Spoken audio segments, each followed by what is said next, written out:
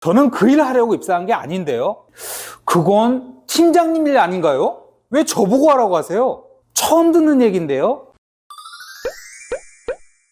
안녕하세요. 근로자의 자신감을 올려주는 노무 채널 근자감의 신정욱 노무사입니다. 사실 저는 개인적으로 MZ라는 용어를 가능한 피하고 있어요. 어느 시대이든 끊임없이 새로운 세대가 등장하고 있잖아요. 또 누구나 나이 들고 어른 행세를 하려고 하고요. 그 과정에서 거리감이 생기고 세대 간 갈등이 일어나기도 하죠. 그래서 기성세대들은 끊임없이 새로운 세대들에 대한 불만과 우려와 걱정을 담아서 신세대, 밀레니얼 세대, X세대, MZ 등 이름을 붙이며 구별을 하려고 하는 것 같아요. 그래서 굳이 MZ란 말을 쓰지 않더라도 늘 9세대와 신세대 사이에는 긴장과 갈등이 자리 잡고 있죠. 성향도 다르고 생각도 다르고 문제를 바라보는 시각과 같은 갈등을 해결하는 방법도 큰 차이를 보이고 있죠. 늘 그래왔어요. 그렇지 않나요?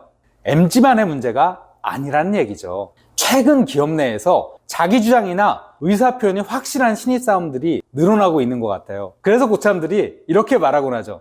나 때는 꿈도 못 꿨어.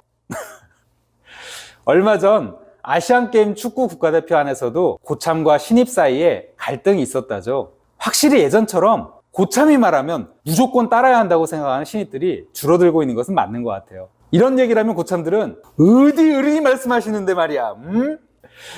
제가 기업을 방문해보면 신입사원에게 커피 심부름을 시키기가 부담스럽다면서 차장님이 직접 커피를 가져오신 경우도 있어요. 이외에 어떤 갈등이 있을까요? 몇 가지 사례와 함께 해결책을 알아볼게요. 흔한 사례 중 하나는 고참이 신입에게 업무를 설명해 주는 부분이에요. 말하자면 사수와 부사수 또는 멘토와 멘티 관계에서 벌어지는 일이죠. 고참 입장에서는 본인이 직접 일을 하면 훨씬 빠르고 깔끔하게 끝낼 수 있잖아요. 그런데 신입에 일을 주고 가르쳐주고 하면서 일을 하면 아무래도 시간도 더 걸리고 그 결과물도 계속 체크하고 수정 보완해줘야 하니까 신경이 더 쓰이겠죠. 그런데 회사 입장에서 보면 당연히 고참이 일을 혼자서 다 해버리는 것보다는 신입을 가르치고 성장시키기를 바랄 거예요. 신입 입장에서도 고참의 노하우를 전수받고 팀 내에서 자신의 역할을 인정받기를 바랄 거고요. 아닌가요? 문제는 이 과정에서 신입의 불만이 터져나온다는 거죠. 제대로 가르쳐 주시면 되잖아요. 저는 그 일 하려고 입사한 게 아닌데요. 가르쳐 준 대로 했는데 뭐가 문제죠? 그런 말씀 안 하셨잖아요. 왜 저한테 뭐라고 하세요? 그건 팀장님 일 아닌가요? 왜 저보고 하라고 하세요? 처음 듣는 얘기인데요. 오늘 발연기 대폭발이네요. 죄송합니다. 그리고 혹시 뒷목 잡고 계신 고참 노인들 계신가요? 저거 바로 내 부사수 얘기 아니야?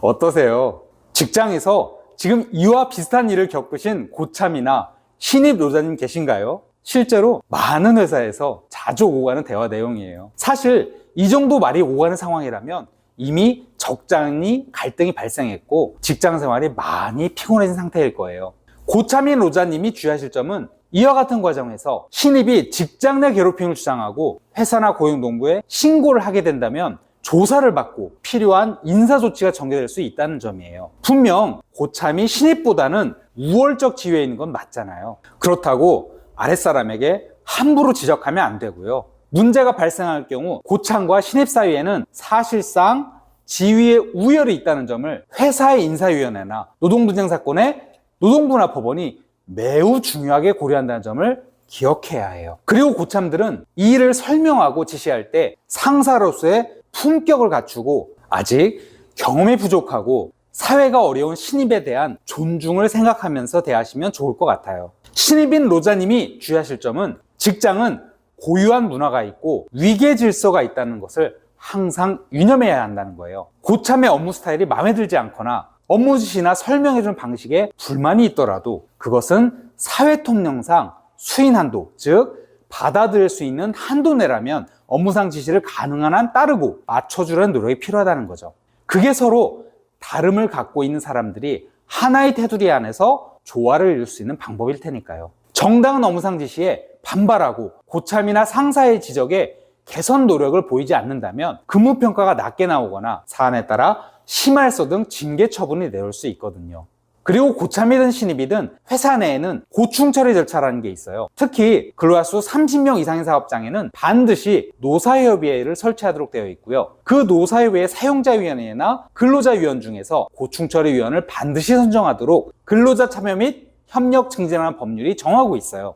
직장 내 갈등이나 고충이 있을 때에는 반드시 회사 내 고충 처리제를 통해서 상담과 필요한 조치를 안내받을 수도 있으니 참고하시길 바라요. 최근에는 사내 또는 사회 블라인드 채팅을 통해 불만을 호소하는 사례가 많은데요. 자칫 특정 회사나 특정 인물이 유추될 수 있는 상세한 내용으로 진행되는 경우 법적으로 문제가 될 수 있으니 주의하시기 바라요. 어떤 회사는 회사에서 손톱 깎고 발톱 깎는 직장 상사를 욕하는 과정에서 땡땡 과장의 발톱이 오늘도 내 자리로 튀어서 발톱을 뽑아버리고 싶었다는 등 땡땡 대리는 헤어스타일이 저게 뭐냐며 본인 승질머리 닮았다는 등 버라이어티한 뒷담화가 오가는 걸 본 적이 있는데요. 물론 익명성을 전제로 한 불만에서는 심리적으로나 정신건강에서나 좋은 영향을 주겠지만 온라인에 게시된 내용으로 인해 특정 회사나 특정 인물이 고통을 받게 된다면 이를 토대로 민형사 분쟁이 발생도 있으니까 주의하면서 뒷담화를 즐겨주시면 좋겠어요. 이외에도 신입과 고참 사이의 갈등이나 긴장감에 관한 많은 에피소드들이 있는 것 같은데요.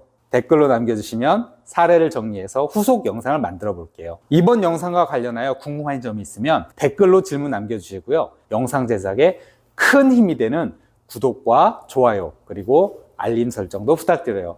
감사합니다.